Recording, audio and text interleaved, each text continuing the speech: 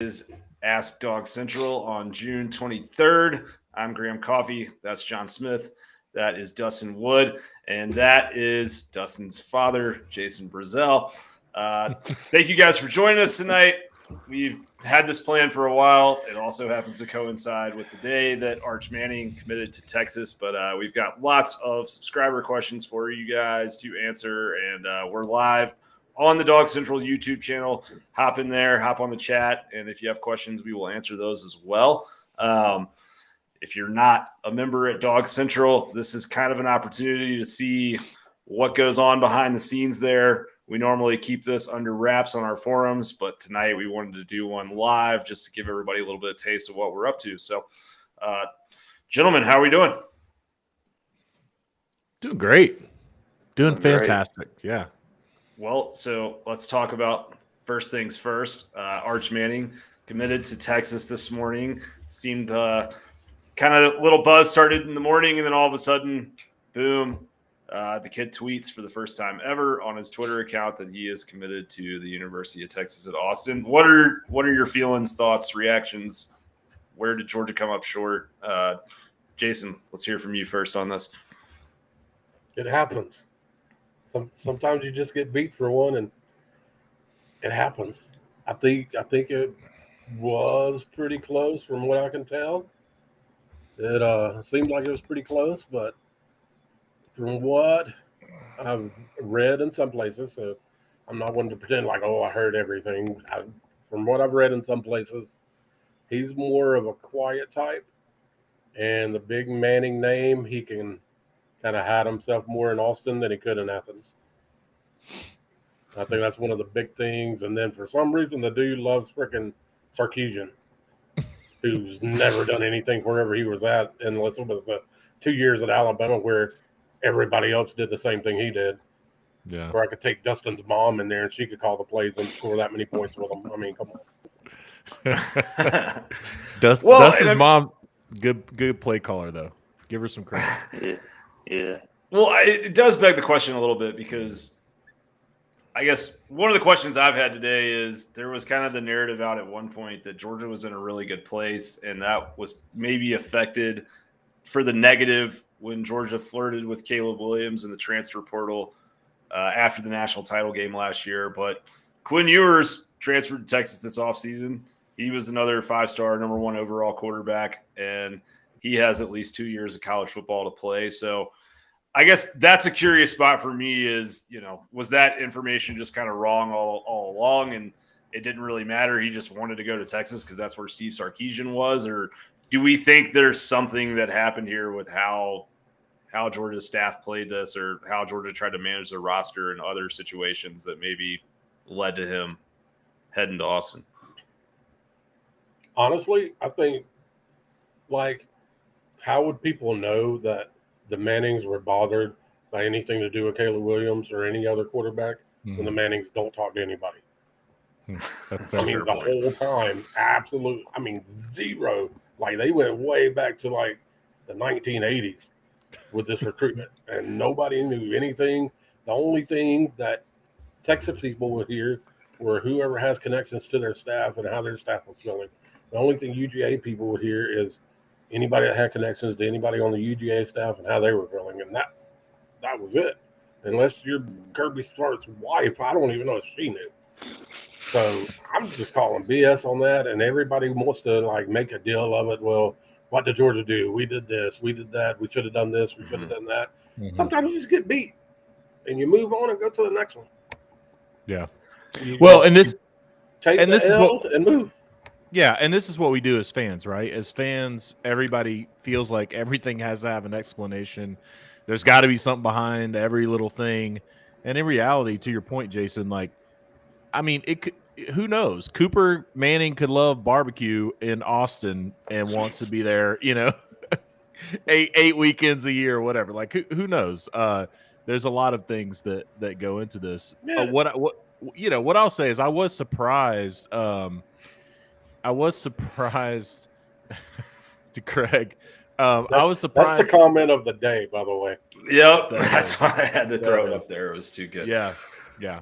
I was surprised. I honestly thought Arch would come play with guys like Pierce Sperlin. I really thought, some of the targets that he would have at Georgia, I really thought that would pull him over the top with those relationships. But it is what it is. Well, and I mean, Jason, you said it happens. You move on to the next. What is the next? Where does Georgia go from here, either for the 2023 class or for the 2024 class in terms of quarterback position? Yeah, I don't know. I'm going back. I go back and forth on the 2023 class because, like, you have the Kason Weissman kid, which honestly I don't know a ton about him. I just know, like, we've kept in contact with him. He's an in-state kid. I mean, that's all I know. And he was on campus today for 7-on-7. Probably just coincidence, just bad timing, whatever. But because on one side, there hasn't been a year that Kirby's been here that he hadn't taken a quarterback. So, right. I mean, I don't think any of the high-profile guys, like you have Dante Moore and Jaden Rashada that are out there that you could go try to grab and pay them a crap ton of NIL money. But I mean, I don't think we do that. It would be funny as you know what to steal Rashada and just piss Florida off. I mean, I'd love that. I'd do it just to do it. I'm just that rude and mean, but I don't think we're going to do it. So, I mean, if it were me, I'd just go to 2024. But then Kirby hadn't went 1 year without bringing the quarterback in either. So I don't know. I go back and forth on it. It may be too early to tell. Yeah. Yeah. Well, and I mean, for 2024, I think all of us would probably agree we like that crop of quarterbacks even better than this 2023 class with some of those guys. Yeah, but I mean, who do you feel like Georgia's maybe targeting there or has a good relationship with so far in that 24 class? I mean, you got to go with three names. You got to go with DJ Lagway from Texas, Jaden Davis from South Carolina, originally from Georgia, and my boy Julian Sayin from California. That is the one to watch because he was like, I mean, he wasn't officially down to like a couple of schools or whatever, but I mean, you're talking Georgia, you're talking Texas, you're talking Notre Dame, and you're talking Michigan. Texas, Arch, so saying it and going there. Notre Dame, I believe, already has one for 2024. They do. They got Carr's, not going there. CJ Carr, yeah. Yeah, Carr did, yeah. So you're talking Michigan, Georgia. And I think he's supposedly supposed to be months from committing, but from one thing I was told today, it may not be months, and Georgia fans may be happy.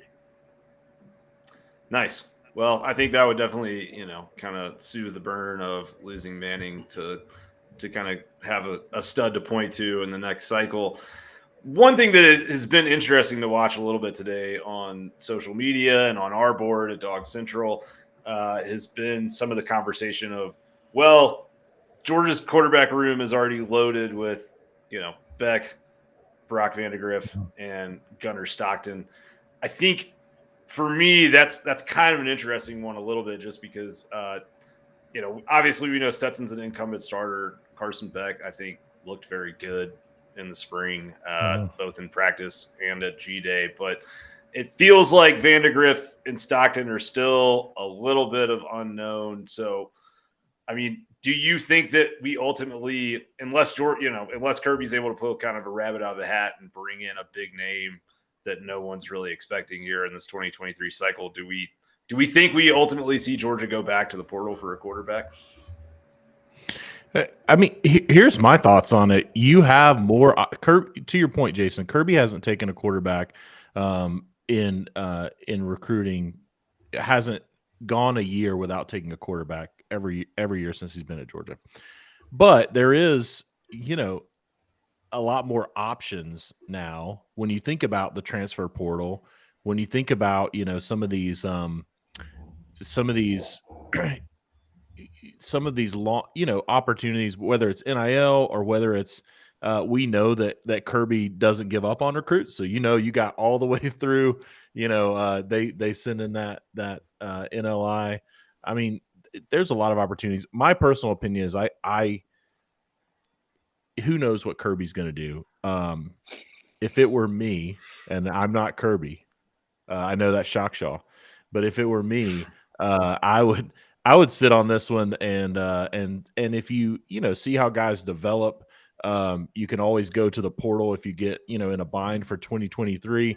But I would move quickly on those 2024 relationships because there are some dudes in that 2024 QB class, and you can't miss in 2024 if you're if you call Arch Manning a miss in 2023, you can't miss in 2024.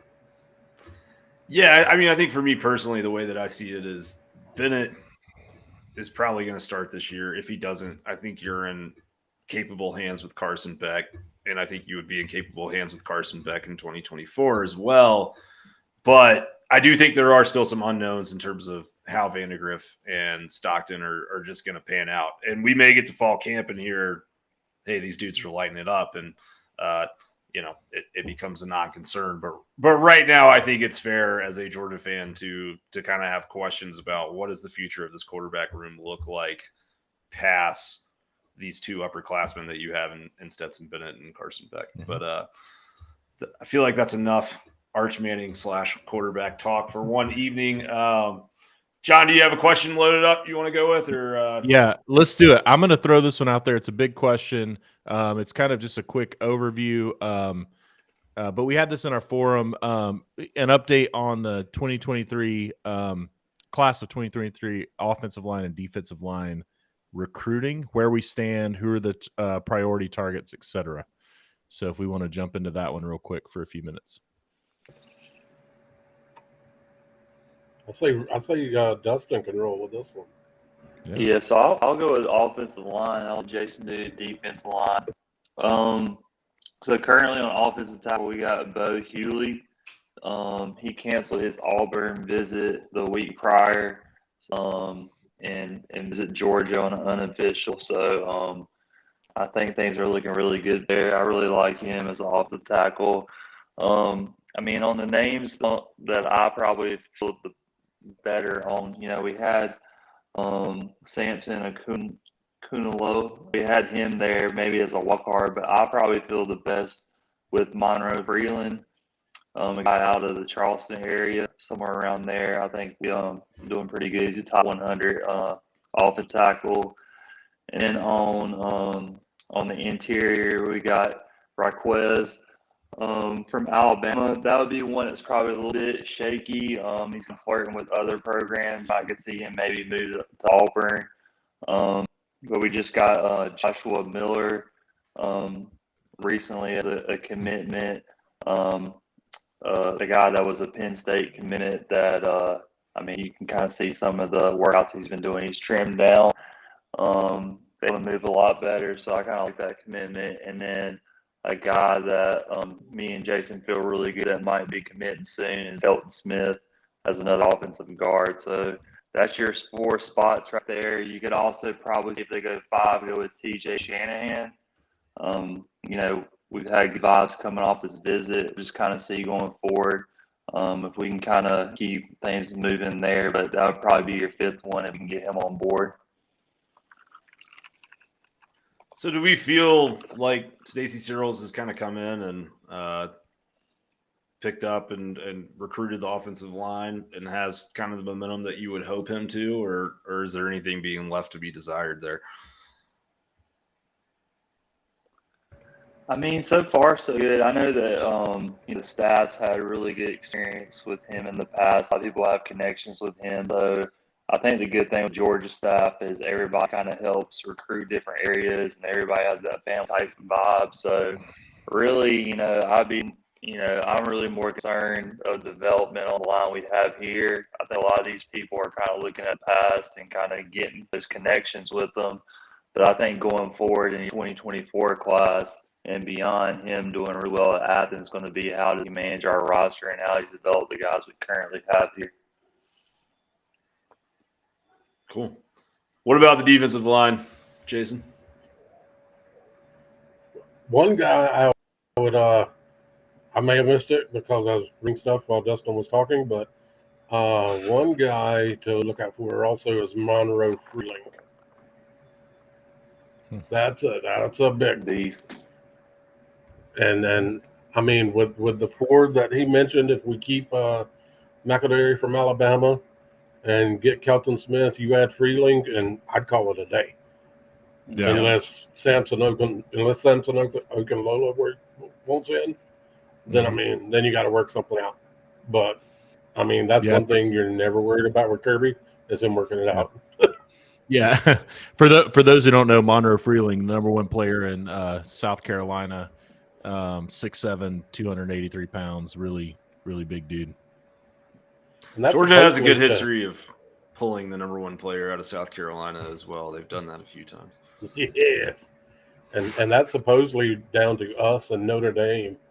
And I think Notre Dame even thinks we're getting him. So interesting. Okay. Do we think there's a decision on the horizon in the near future, or to be determined? I don't know. I don't know if he's one that'll go during the summer before the season, because really the big changes this year is, I mean, obviously all of the official visits are in June, and tons of guys are gonna pull the trigger in July because they just want to get it done before their season. They don't have to take all these trips, finish a game Friday night, get home at 1 o'clock in the morning, and leave to go to a campus. And so, I mean, you're finding out everybody's going to do it in June, or they're going to wait until after the season and do it in December right before early signing day. So I think he might be one that goes during the summer, but I mean, I haven't seen anything concrete to say one way or another. Okay. Gotcha. No, that's good to know. But as far as the defensive line goes, Graham is going to know more about Jamal Jarrett than basically me or probably anybody, because he talks to him all the time. So, I mean, but he said it, we said it, we feel really, really, really good there. You got to feel great on Sadir Mitchell. Go ahead. No, I was just saying, I mean, I think, we feel good on Jarrett. It's definitely a Georgia UNC battle at this point. I would lead Georgia today. Still got a few weeks left till that decision gets made there on the 19th of July. But I think if you're a Georgia fan, you should feel really good about it at this point in time. Cool. Then you have Sadir Mitchell canceled his official to Auburn. And so, I mean, we've been all over that one. I would expect him on July 2nd, Graham? Yep. 7/2 for Mitchell. I'd be surprised if that wasn't Georgia. One that a lot of people don't talk about is what's his name? That's why I was reading while Dustin was talking. Jordan Hall. I want to make sure I had the names right. Yes, friggin' Jordan Hall is a beast, and I've been told that he's the top defensive lineman on our board, above Jarrett, above Mitchell, above everybody. Wow. And so I think that's probably going to be like an Alabama-Georgia deal. See what happens. And, I mean, you have James Smith, who's another Alabama-Georgia deal. And I've seen him play twice. It was his sophomore year. So we'll just leave it at it was his sophomore year if he was still learning. But I'm higher on the other guys than I am James Smith. I would think your two wild cards probably are Womack and Gadsden. If they they got spots later on. And another one nobody talks about. Oh, he's taking his official this weekend. Collins. No, not Kelby Collins. 2 seconds. And then Womack's a big one because it always seems like it's. I think that'll come down to us in Maryland, I believe, on Womack. And then another guy that's taking his official this weekend is Cameron James. He's a big one, and I'm not sure how you're going to fit these guys in. I mean, if Gadsden wants in, I don't know if you're going to take him before having 2 or 3 other people tell you no. No shot. And that dude can play. I mean, it's not a matter of we don't like him. I mean, that dude can play. But I mean, they're big on the defensive line. I mean, there's some dudes that can. I mean, just flat out get after it. And then, like Dustin said, Kelby Collins is taking his official this weekend. I don't know Kelby Collins is top 60 player, I think, on some of the sites that rank them. And I mean, you're talking that kid might go to South Carolina because Alabama and Georgia just don't have room. Wow. I mean, it could happen. There you go. One question in the chat was, yeah, there you go. You got it. Look at that. We're in sync here. Samuel and Pimba visited. Any scoop on that? Any update off of his time on campus? You roll with that, Dustin. I mean, I don't have a scoop on how the visit went, but I think you probably would like your chances with him on the outside. I mean, we're looking to get 3 guys on the inside and 3 guys probably on the outside. They're gonna have some big boy decisions to make on who it's going to be. I really hope that Russell is going to be one. But after that, I mean, you got him, you got Wayne, Wilson. So I mean, they got people to choose from. But if you get Russell, you're probably Samuel or Jaden Wayne's probably your other 2. So it's probably the ones you're going to choose from. And I probably feel better about Samuel than I do Jaden Wayne, but that's not saying that we don't have a really good shot at Wayne too. But I mean, it just shows you. I mean, the defense, the draft that we had, everything they negative recruited us for, interior, they can't do that. So literally, like anything in the whole defense, you can't negatively recruit us. So I mean, this is probably the best full just. Going to the whole defense, this is probably the best we've been set on the class to be able to have back options I've seen since Kirby's been here. You know what? Another guy, which I think Jaden Wayne will probably end up being Oregon, Georgia, and I think he may want to end up staying out west. But I'm not even worried about it because Dustin hadn't even mentioned Damon Wilson yet. He's good. Yeah, and I mean he was just on campus, and that dude can play. So I mean, you're talking you have the Valdosta kid committed already. You bring in Mpimba, who also might be visiting this weekend after already being here this week. So that tells you how good it's going with him. Yep. So I mean, cool. You have Gabe Harris, you add Mpimba, you add Wilson, and call it a day. Got it. Well, let's talk. Yeah, well, let's talk a little bit about. We had a question in the forum, in the Dawgs Central forum, about the secondary. So, any thoughts on Tony Mitchell? We made his top 4, and then there's another one in there about Kalen Lee and anything. If we think he's still considering UGA or not. No, Lee's out. Yeah. Okay. And I think. Again, when we talk about this, it's not to say the kids are bad, that they can't play. I mean, they're obviously 20 times more athletic than me. I'm sitting here on the couch. Only 20? I mean, I was 20,000. Hey, my senior superlative was most athletic in high school, and I would go higher than 20 of these kids. So I mean, it's not to say like, oh, we think these kids aren't good or they can't play or anything like that, but I mean, there's just some teams that prefer specific kids, specific body types, and all that over others. So, I mean, I think the Lee thing was a mutual kind of deal to where we may have just had people higher on the board. I mean, I don't know any other way to say it. I mean, you can tell the truth without being rude about it and saying the kid sucks or he's no good. Lee can play. He's a baller. I mean, he can go. But, I mean, when you have A.J. Harris, when you have Tony Mitchell, when you have Justin Rett, when you're going after Monty McClain, when you have Chris Peel, when you have Daniel Harris, you just got to make tough decisions. So, no, Lee's, no. And as far as Tony Mitchell goes, I love Tony Mitchell.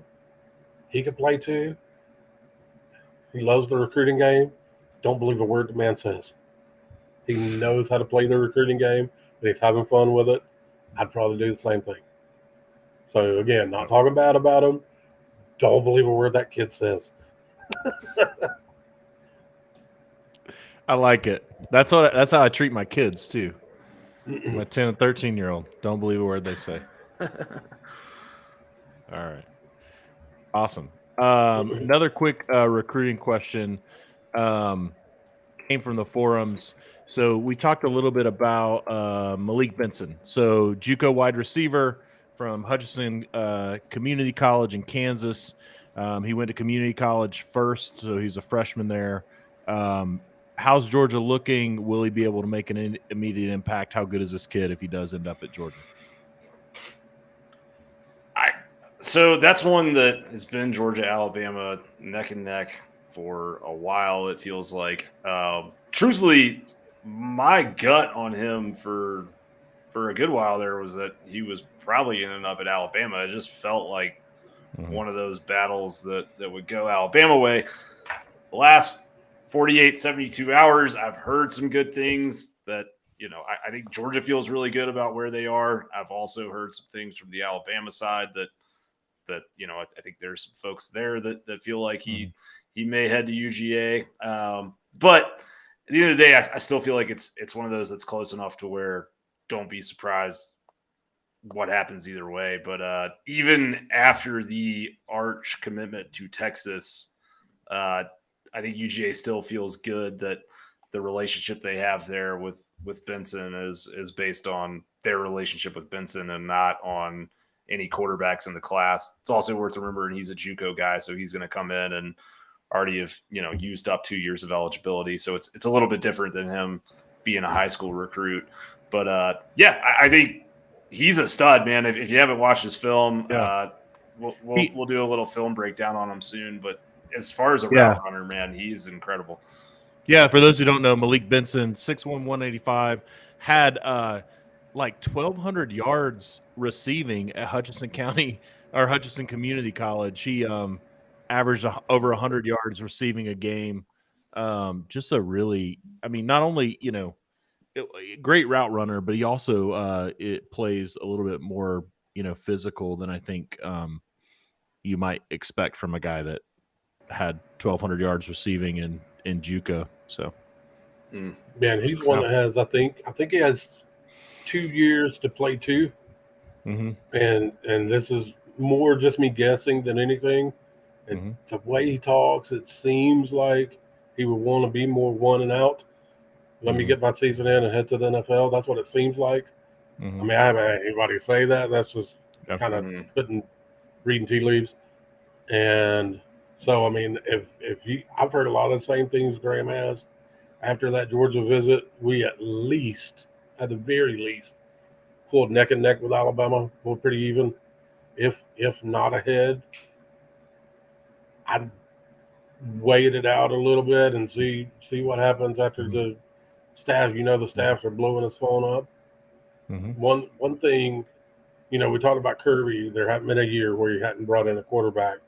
Well, every year, if you look at it, the wide receiver recruiting, he always tries to bring in one just speed guys. C.J. Smith. On and on and on. One Arian. So Arian Smith. I don't see a class that has Malik Benson and Anthony Evans in it because they're, both of them are just the speedsters. So, if you're going to get Benson, I would say that probably means Anthony Evans is going to Oklahoma or the other way around.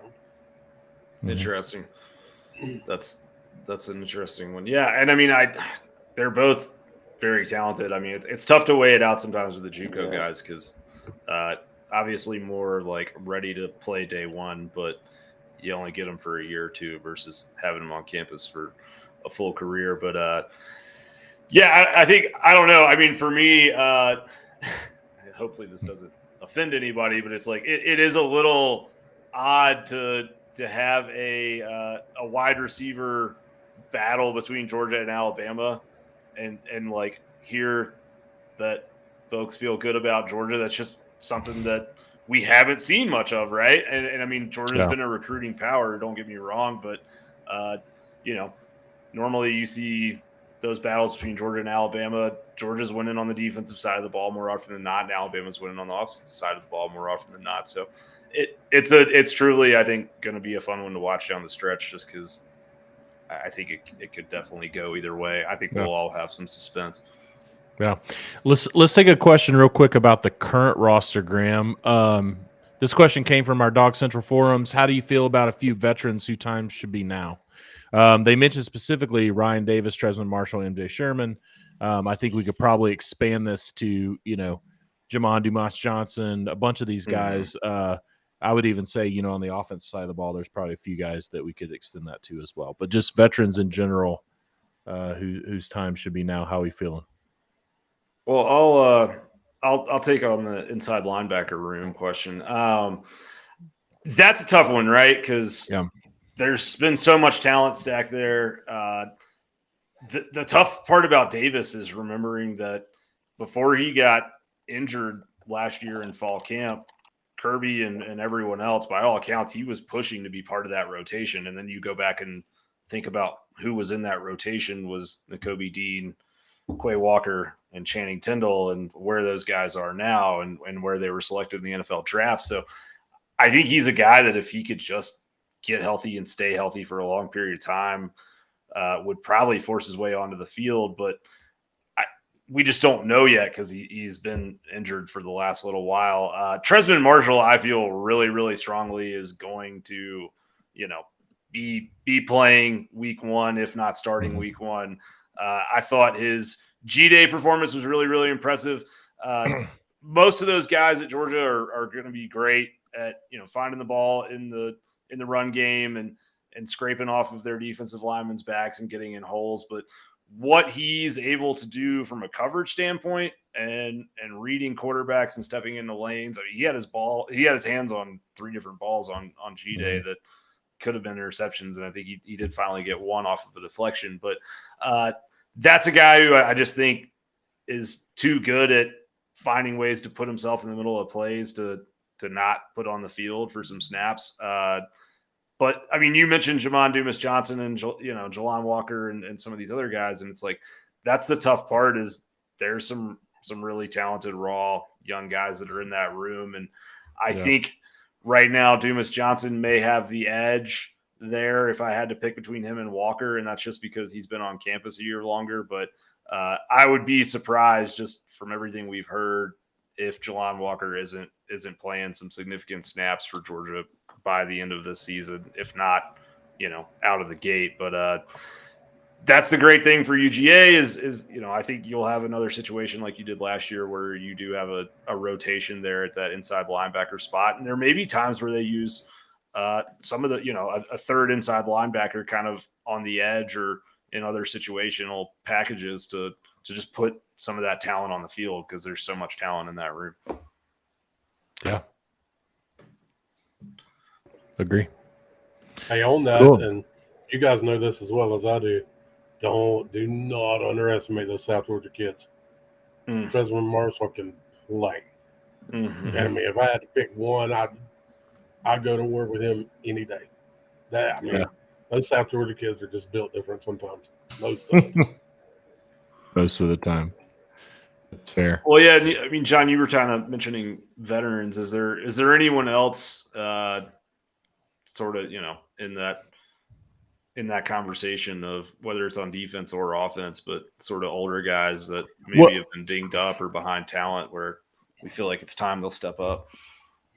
Yeah, I don't know. I mean, for me, I don't know if it's dinged up or, definitely on the defensive line, there's guys that have been behind talent that maybe not, have had the experience of some of these guys, but you have Walthor, you have Zion Logue, you have some of those guys that should be really impact players. It's the defensive line for me is the one that's just hard. The linebacker is hardest to think about because it has felt like such a lockdown position with, you had last season, you had Nakobe Dean, Quay Walker coming back who played a lot of football. And then you had Channing Tindall in there who was just a freak athlete. And so the defensive line, you have a bunch of guys that have played, but they were behind behind Jordan, behind 2 first-round picks, and Jalen Carter. So it's going to be interesting to see how those guys have matured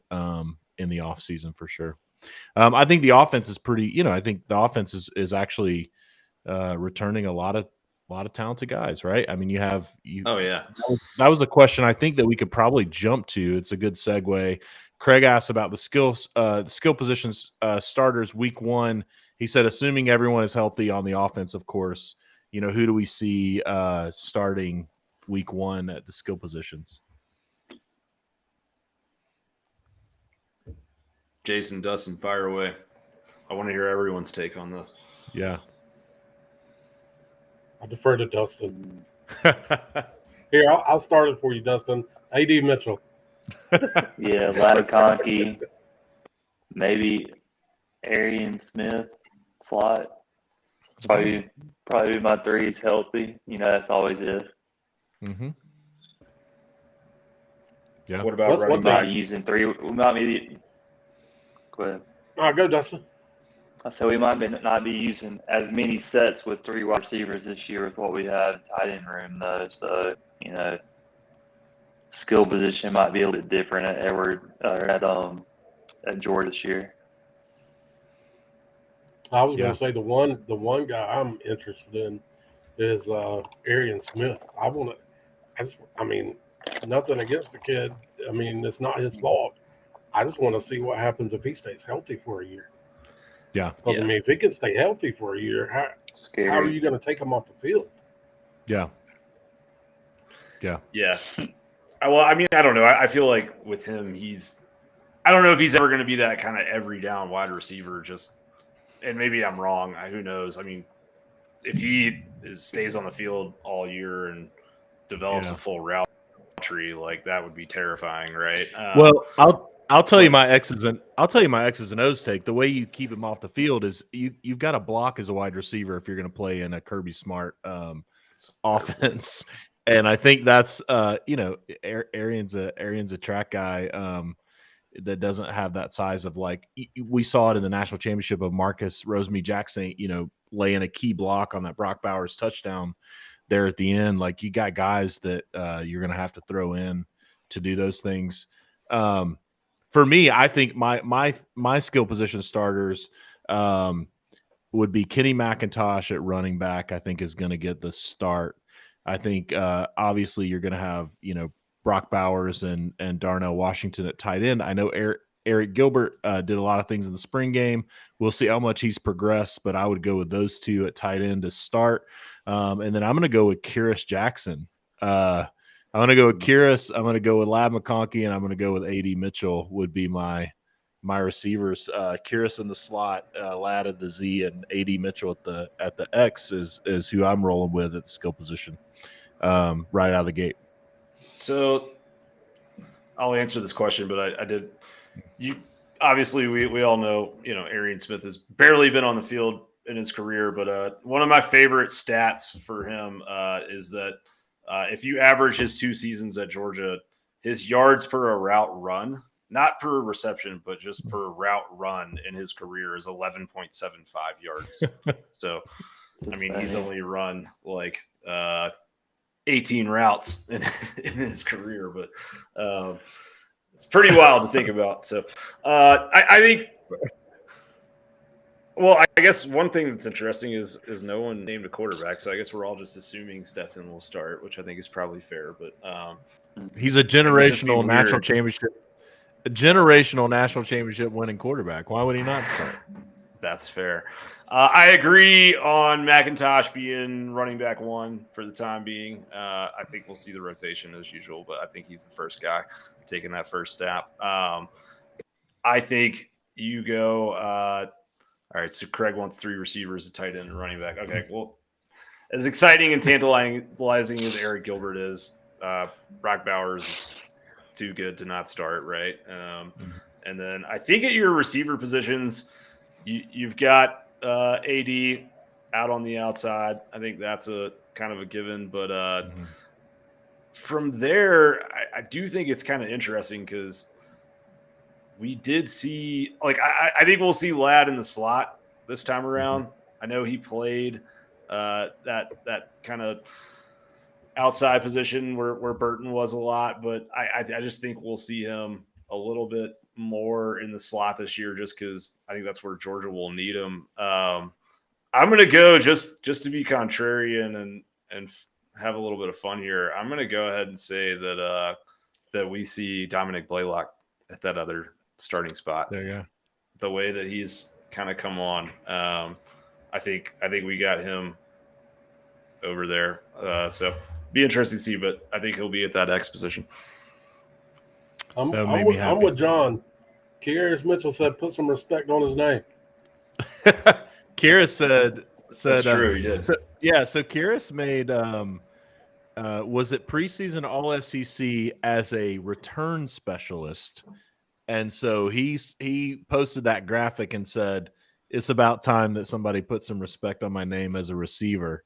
And so I think, yeah, Jason. I mean, what I love is this conversation that we're having. Assuming everyone is healthy, you've got Dominic Blaylock, you've got Kyrus Jackson, you've got A.D. Mitchell, you've got Lab McConkey, you've got Marcus Rosemary-Jackson, you got Arian Smith, you got guys that it's like you're not hurting for talent in that. You're not hurting it for talent in that room. Assuming guys can stay healthy. That's the hard part of playing wide receiver in the SEC is it's a physical game and you're running a lot. And you're running a lot on all different surfaces and pushing those knees and those ankles. And so hopefully we can get some better luck than we've had the last few years. I think I said Kearis Mitchell, not Jackson. Kearis Jackson, my bad. That's okay. My bad, Craig. This is live TV, guys. Cut us a break, okay? We're getting thrown on the spot here. Kearis Mitchell is I was trying to take AD and Kearis and make one player. God, that'd be amazing. Hey, well. Go Dawgs says, screw it. Let's go 14 with Oscar, Eric, Darnell, and Brock. If they don't do that at least once this year, I feel like it'll be a wasted opportunity. I want that set, and I don't know. Maybe put like Bowers at running back and put Jalen Carter in as the fourth tight end instead, just to freshen it up a little bit. On the goal line. This was a question for the forum while we're talking about 13 and 14 personnel.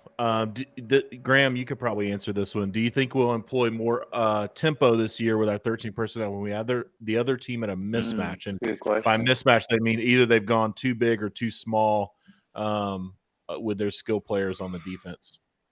Yeah, 100%. I mean, I think that's going to be something that's going to be a kind of precarious spot for any opposing defensive coordinator that's facing Georgia this year is if you've got the wrong personnel package out there, or if you've got even your base personnel package out there and Georgia runs in that 13 personnel with 15 seconds left on the play clock and you don't have time to make correct substitutions, you could get caught in that for a full drive. And I think they would be very wise to. There's a little bit of a misnomer that Georgia doesn't run hurry up unless it's like end of half or whatever. But if you go and look at Georgia's kind of average time on the play clock when a game is within two possessions, they do run a lot of hurry up. It's just last year they weren't within two possessions very much. And Todd Monken was really smart about not showing things on film that he might need later on down the road. And obviously it paid off for him. I'll tell you this. Todd Monken's my favorite offensive coordinator we've ever had. Yes. But if he doesn't do that, then we need to take back his race. Have we seen the Rays go official yet, or are they still working that out? Honestly, I don't know. It hasn't been officially announced. So there's been a lot of smoke around it. But one of the things that we know about these positions is at some point they have to be talked about, right? These are public university employees, and at some point there has to be a meeting to approve these salaries and these contracts. So it does sound like there's still some work to do there. Could just be that they're not going to vote on it until Kirby gets his situation worked out, and they have the meeting and they vote on all of them together. Because I know it sounds like Kirby's still working his contract out for sure. Yeah, And, got to get and a on few that, more F-150s. I don't think there's anything to worry about there. It's not like they're way apart on money, or it's more like how many appearances do you want me to make? That kind of stuff. Yeah. Yeah. Well, I think there's a lot of should probably talk about this real quick. With these head coach and really coaching in general, but these head coach contracts, especially when you start signing these multi-million long-term deals, there is a lot built into those contracts, and that's where the minutia gets that's where the details get argued over. Is usually less honestly about money or even about length. It's usually about all these other little things that no one ever sees, which is public appearances. It's stipends or endorsements that you have to do or whatever those things tend to be. How many babies do I have to kiss, and how many rich fans do I have to shake? Absolutely. Yeah. Absolutely. How many touchdown clubs do I go to in an off season? All right. Let's see. We got another one from the forum. I don't have this one spun up yet. As of today, how are you feeling about Stacy Searels' hire, and does that differ from how you felt when the hire was announced? I'm going to defer to you three because I'm coming in with bias. Well, no, I mean, go ahead. I think that's fair. Like, we're not here to throw cotton candy around if you have an opinion. Yeah. I didn't like it then, and I don't like it now. I don't know what else to say. Well, why? I guess. Well, why? People will probably ask. Yeah. Yeah.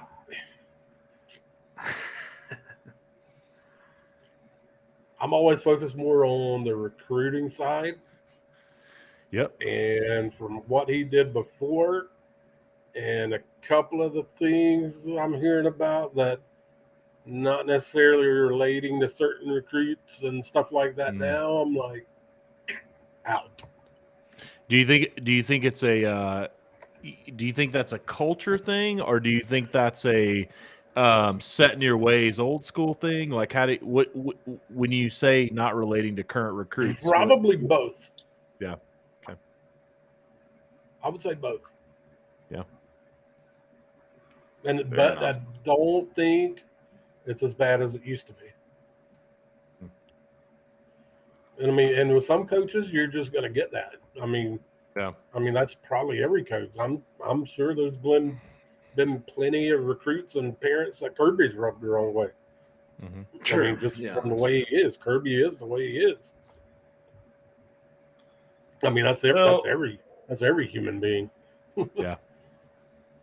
So, I mean, I think that's interesting because for me, my skepticism with his hire was just more based on on-field performance that we'd seen at UNC and some past stops prior. But like, I always focus more on the most recent stop. But like, I mean, and UNC's been in the hundreds in sacks allowed per a game for the last 3 seasons while he was there. So that bothered me a little bit. But one thing that I did think was interesting is kind of, I don't know if you guys are familiar with the idea of like offensive line allowed pressures versus quarterback allowed pressures, where a quarterback is holding the ball too long or dancing around or doing something stupid. But like Sam Howell was really, really prone to quarterback allowed pressures.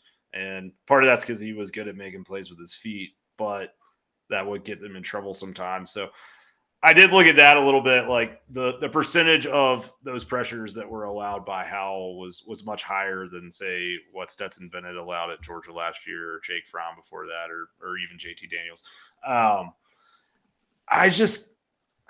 don't know. I feels like offensive line recruiting is going okay, fine. I mean, like, we're not seeing Pittman era, like, Georgia's signing a bunch of 5-star tackles left and right, but we're also like, we didn't see that under Matt Luke either, if we're being honest, right? And I think my rub with Luke was that I felt like there was times where maybe he didn't have his best five on the field, or he was asking the guys on the field to do things that maybe weren't their strong suits. And I thought Georgia's interior line, like Georgia had a guard play issue last year, and that's one thing that I think gets overlooked when talking about the national championship is that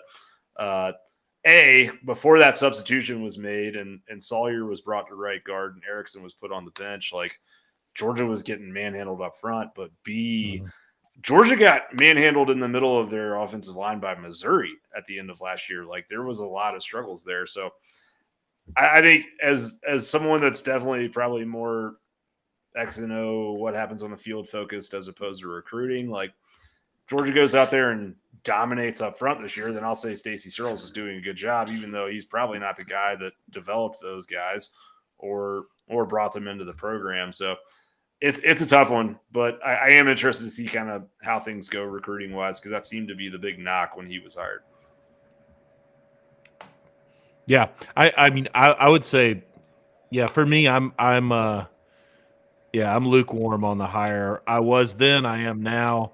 I think to both of your points, I think for both recruiting and for the on-field performance that you saw at North Carolina, I mean, they were just bad. And so I think that's, it'll be interesting to see how the offensive line comes along under Stacy Searels, because if you can coach, you've got the talent, right? Like he's got the talent right now with Broderick Jones, Amarius Mims, Warren McClendon, Cedric Van Prant. Like he's got guys.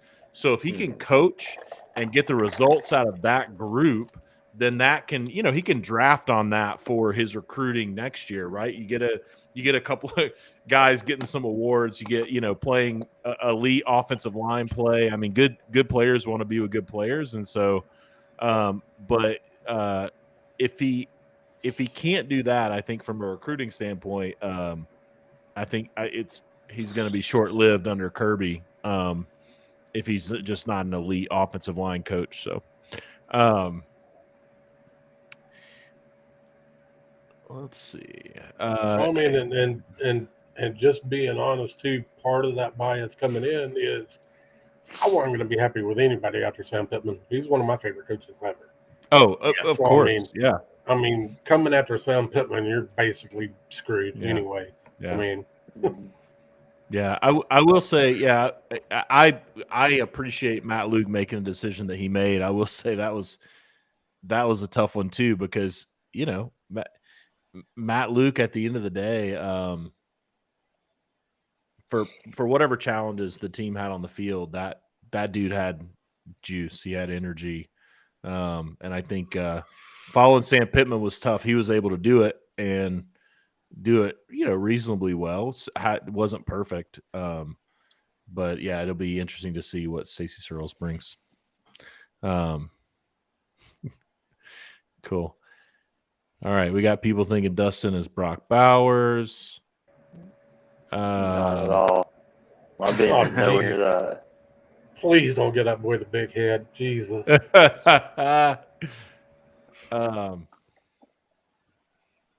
Y'all like clams? I like clams. Oh my God. All right. I think we've answered all the questions on the forum. Anybody, if you have a question in the chat, throw it in. Anything else we want to cover in the last few minutes here together, guys? All right. I got a fun one. This is really for Jason and Dustin, but how many commitments do we see from UGA in the month of July?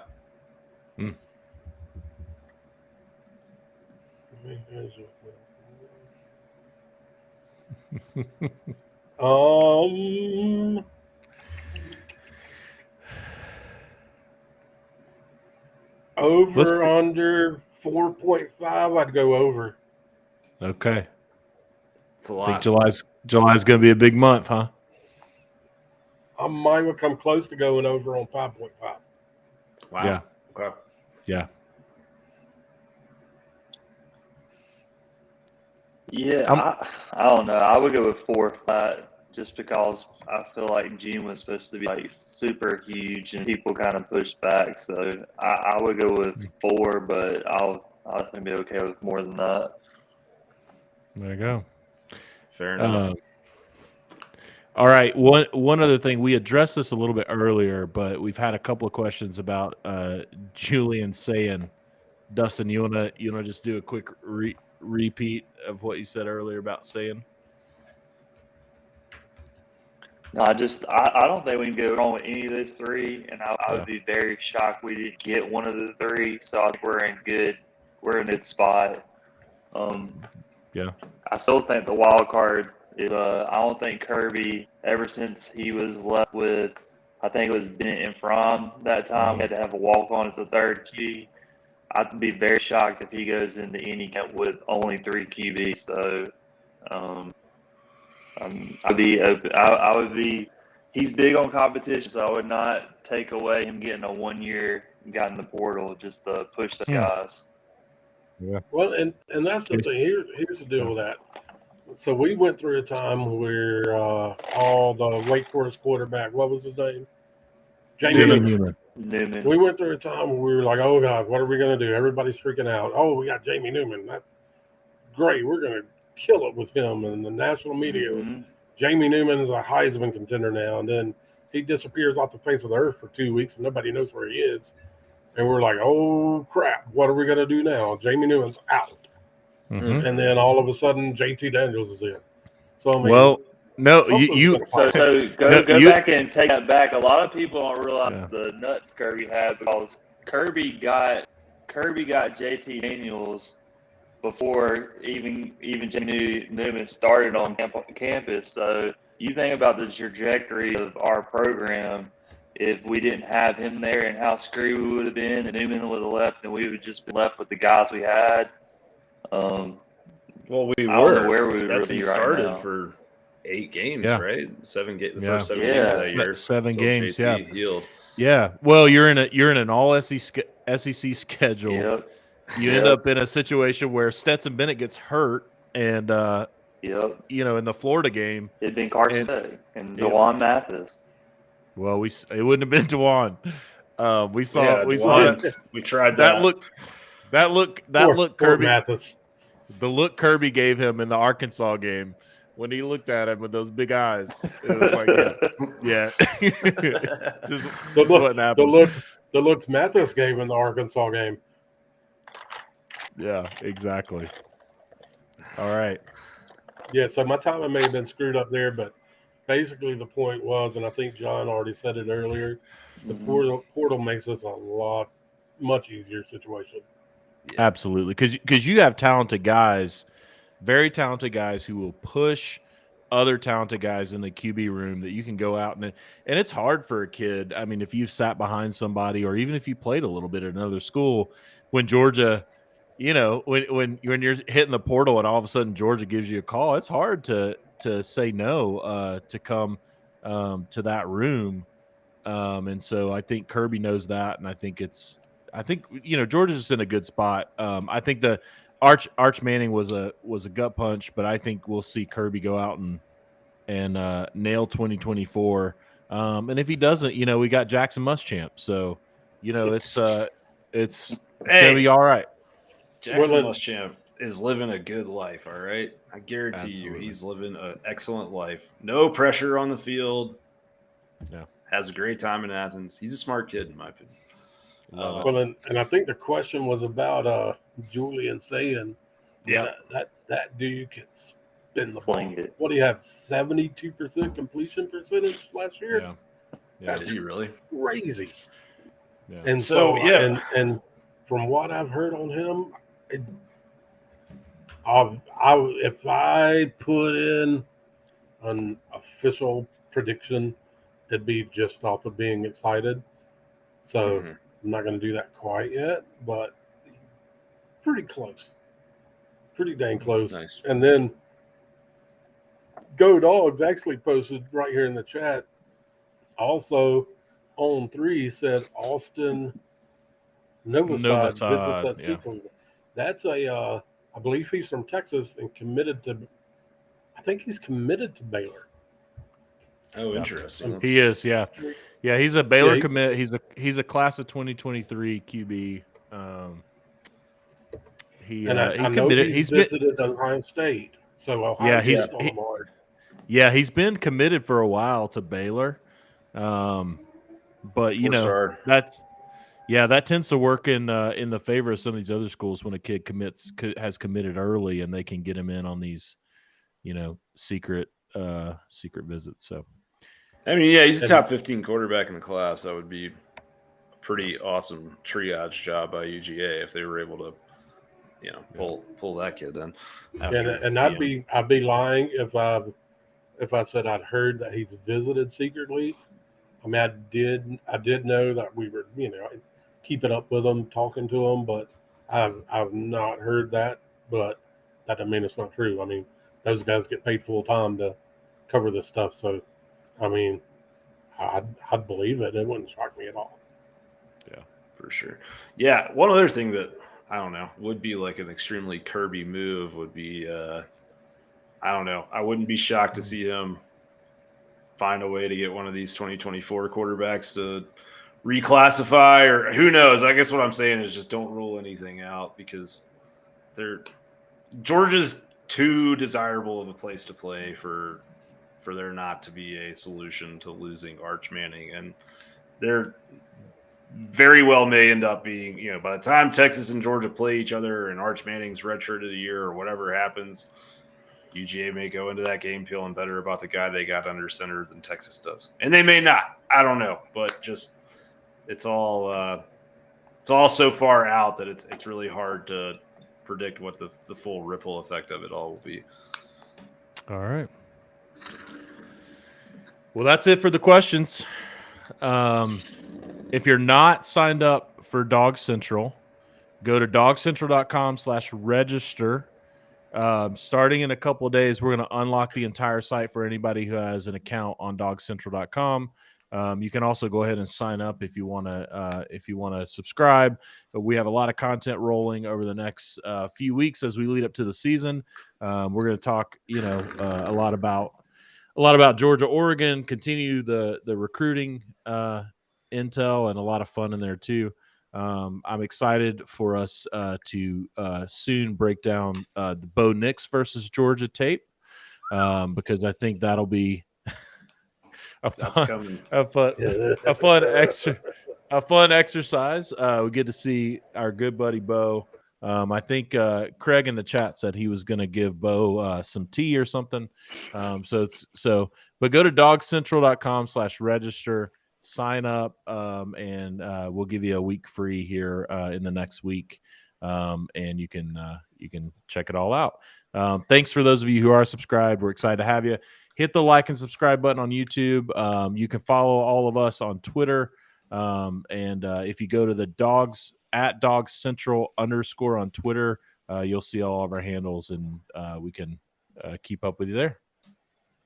Awesome. All right.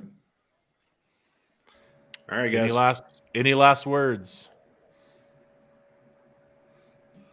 I love Dustin. Did he wish you Love a you too, happy bro.